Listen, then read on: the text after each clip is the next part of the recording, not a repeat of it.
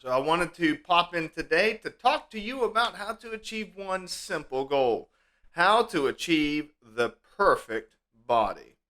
Now, spoiler alert, it's completely impossible. There's no such thing as the perfect body. What I wanted to talk to you a little bit about was how, since the beginning of time, human beings have adorned their bodies, how they have added things to their bodies, how they've subtracted things from their bodies, changed their bodies, modified their bodies in this pursuit of this perfection that we seem to be after. It's not anything new. It's something that's really strange too because only humans do it.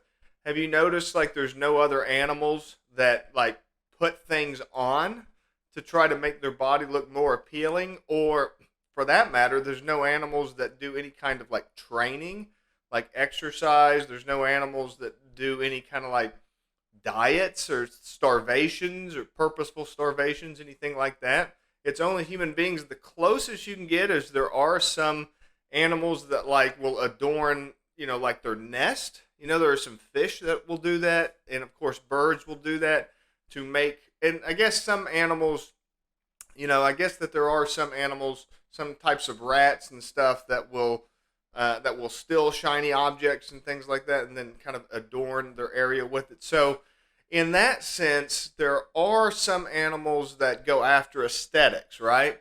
But not like humans do. Humans are obsessed with this kind of augmentation of their bodies, not just direct augmentation. We do tons of that kind of stuff too, like piercings, tattoos, ritual burnings, those types of things that exist in every culture, and there's even taboos against them in some cultures because I imagine at some point in prehistoric time they were considered like they went to extremes, maybe in the same way that we do today. So they had to make them like a taboo to keep people from destroying their bodies from them. So it's no surprise, really, when you look at it, that humans, even to this day, obsess over these types of what I call optical illusions to make their bodies look better, to achieve this kind of perfect look. And it's really, honestly, the exact same thing that you see in the fitness industry, on Instagram and social media. You see it in Hollywood, of course. All of these techniques that are used. I mean, what else do you call like when they inject filler into their body to make wrinkles go away and stuff? How is that any different than like ritualistic burnings to, create certain shapes and bumps and stuff like that on their skin? Or how is it any different doing these types of body modifications and doing like piercings and stuff? It's all kind of the same thing that's built around creating this optical illusion of beauty that humans are kind of obsessed with. And to a lesser degree, but also in that same vein, I feel like fitness as I shouldn't say, not fitness as a health related goal, but fitness as this kind of aesthetic pleasing, like beauty chasing type of system that a lot of people get into. The kind of stuff that gets into eating disorders like bulimia, anorexia, and other related types of body dysmorphia type issues.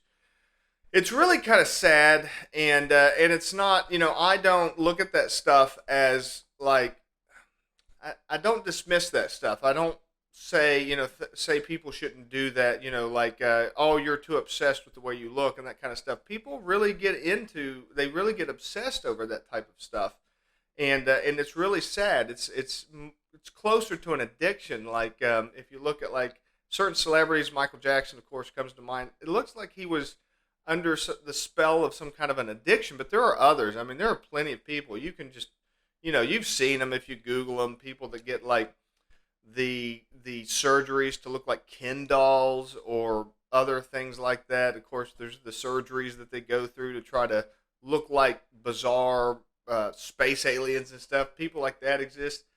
Really, honestly, there's not a huge difference between that and the kinds of people that spend hours in gyms with, and they take all kinds of drugs and they take all kinds of things that are just awful for your health. Not just steroids, of course. Everyone thinks about steroids when it comes to things like bodybuilding, but there's all kinds of stuff they inject. They inject silicone into their muscles. They inject um, insulin into their body, human growth hormones, all kinds of stuff, just to go after this kind of illusion of this perfect body. And of course, you see those types of people promoted on, in social media and magazines. Not magazines like they used to be, of course. If you go back and look at when magazines were more popular, you'd see these types of people were on the covers. You see, of course, in Hollywood, there's all kinds of stuff built around these types of techniques. So to build a perfect body it's just an illusion. It's not real. There's no such thing as a perfect body. The body that you have right now is totally perfect. It's a perfect body, and there's nothing wrong with it. Now, if your question is how to build a better body, that's a really good question. Because I don't believe that you are perfect in any way. I don't believe that you have to accept where you are if you want to be someplace else. But I do believe that you have to accept the limitations and accept where your body can be. So, as long as you're chasing after realistic goals that are totally doable and achievable and healthy and improve your health, I think those are good, achievable goals. If you're chasing after illusions, impossible illusions of people that, do all of this body augmentation from pharmaceuticals to injections, I don't think that that's good, and that's not healthy.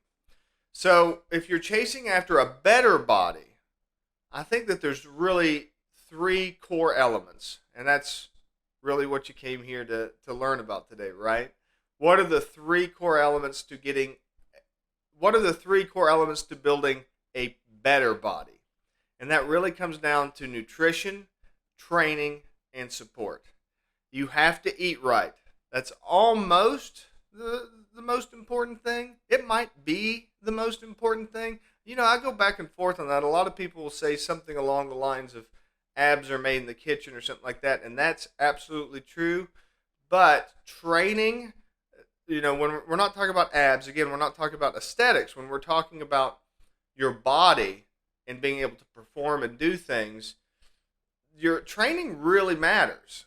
Now, if you ate perfectly but sat on the couch all day, I don't think you would be healthy. I'd be curious. I wonder if they've done any kind of studies on something like that. Probably not. But so it's really important. Training does matter. But nutrition, totally important too. Again, if you exercise 2 days a week, you go to the gym and you run like a maniac and you lift weights and you do all of the hard training and everything, but all you do is eat like Snickers bars and cupcakes and stuff like that, you're not going to be healthy. You're not going to feel well. And then on top of that, you need support. You need somebody that you can talk to, somebody that you can work with, somebody that you can confide in, that can help you and push you through those hard days, find techniques to push yourself, learn from others, basically find a mentor that can do that for you. Of course, that's the role that I'm hoping to fill for you. If you follow me and share some of my videos with your friends, then I think that I can help you out with a lot of that kind of stuff to find motivation and support. I have a free group that you can join. If you go to joejustice.org/join, I've got the opportunity there to join my group where I'll give you support and help to achieve your goals and to build a better body. So if you keep those three things in mind, then you will definitely achieve a better body. If you want to achieve a perfect body, then you're just going to have to go into some dark places as far as pharmaceuticals and surgeries and all kinds of awful stuff, and then you're still not going to be happy. You're still going to develop body dysmorphia, and it's just going to be a total disaster. I feel so sorry when I see like these models and stuff, and knowing what they go through to achieve what they achieve, and actors and actresses and all that kind of stuff. and how unhealthy it is. And it's like you see like bodybuilders and stuff, they die when they're in their 40s, and it's just awful. And it's all because they're chasing after this impossible dream. So don't fall into those kinds of traps. Don't compare yourself to those types of people. There's no point in comparing yourself because they're after something, they're after illusions. And what you need to be after is the real thing, and that's health and fitness and wealth and happiness and contentment and those types of things so that you can live a full and happy life.